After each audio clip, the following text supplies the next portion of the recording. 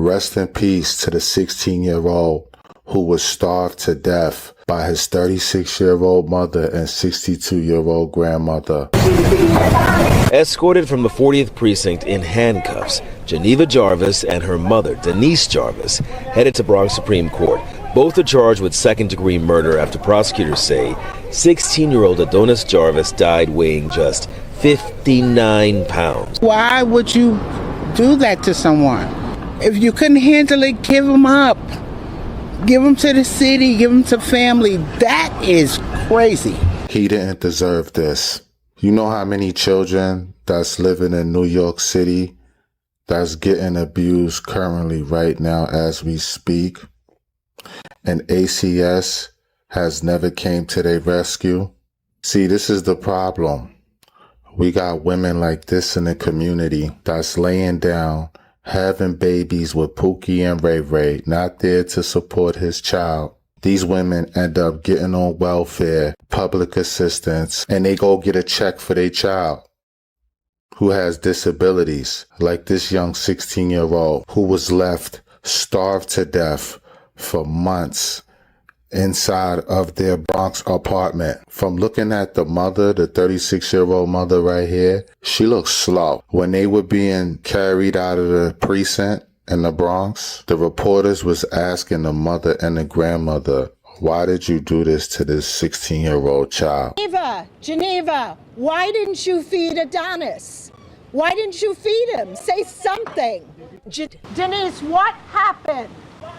Why isn't Adonis alive? If you didn't want the child, then you shouldn't have laid down and had this child. That is your responsibility to take care of your child. I just don't understand how a mother could carry a baby for 9 months in their stomach and then treat their child like that. You left that baby starved the fuck out? Where the fuck was the father at? Probably locked up, dead. They need to bring the electric chair back. They really do. These women need to be put to death immediately. They don't need no jail time. Jail time, they'll still be breathing. Jail time will be too easy for them.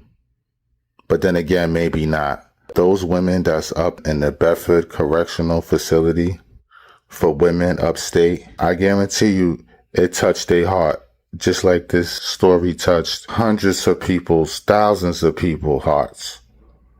Because we have children.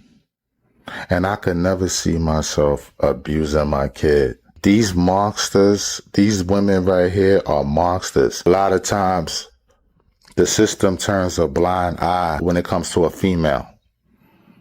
Because they figure a female would never do these type of things to their child. Those boys was being starved to death up in that apartment. You never know what goes on behind closed doors. They kept their autistic boys locked up in a room. The room was full of garbage. The whole apartment's full of garbage. Roaches every fucking where. Pissy, stinking mattresses. Like, how can y'all even sit down and have a meal knowing that you got your children locked in the room, starving to death while they smelling the food that you eating? You females, if y'all don't want y'all kids, then y'all need to go and drop your child off at ACS.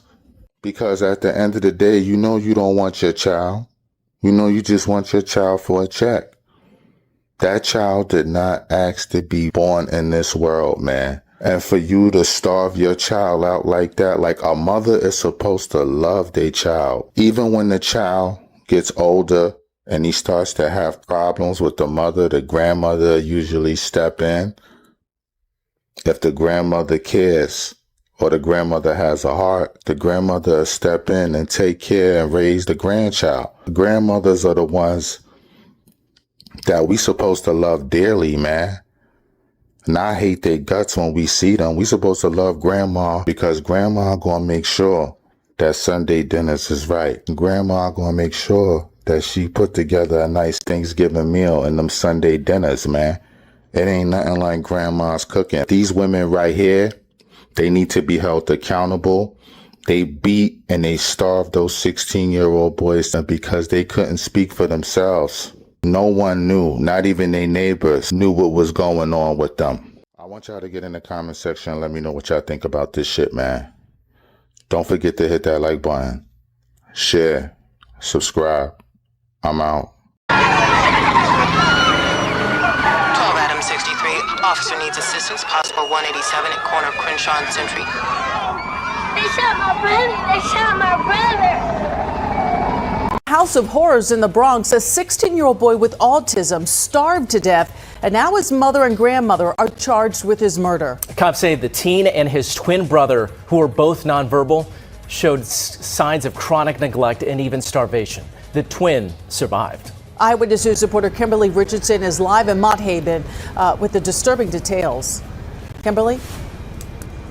Sade and Mike, an apartment swarming with flies. There are soiled mattresses and piles of trash so high in some places they nearly cover the windows. The family lived here in this building where on the day paramedics rushed Adonis Jarvis to the hospital.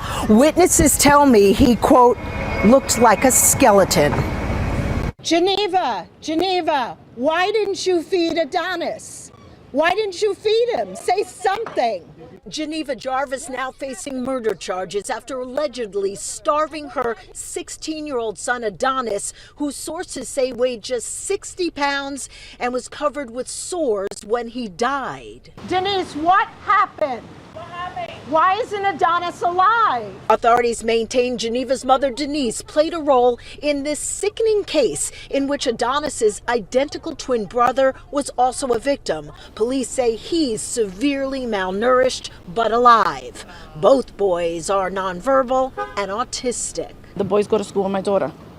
They go to the because my daughter's special needs. So they will take the bus together and everything. So I'm shocked, saddened, because this should never happen. Never, never. Christine lives next door to the family here on East 147th Street in the Bronx. They live in this walk-up in a third-floor apartment, which the super dentist tells me by phone is filthy, uninhabitable. It's full of garbage. We wanted to go into the apartment to fix it. She kept saying, okay, tomorrow. And she never let us in. March 19th, Dennis says he was here in front of the building and saw Geneva after one of the ladies called 911. She was waiting for the ambulance. She told the ambulance said, where's the patient? She said, he's outside in the hallway. They put him in the hallway. Right. Why did you keep him inside the apartment? An autopsy later confirmed Adonis died of starvation, and this morning the women were arrested. Others here say they never saw any red flags, but point out the family stayed to themselves. Veronica says she hadn't seen the twins in some time. They were growing because when they moved here, they were like this. They were taller. I said, oh, they're getting bigger. Now, it's not clear when the twins were last enrolled in school, and ACS says it does not have an open file on this family. The women are expected to face a judge soon. For now, we're live in the Mott Haven section of the Bronx. Kimberly Richardson, Channel 7, Eyewitness News. The women also face charges involving his surviving twin brother.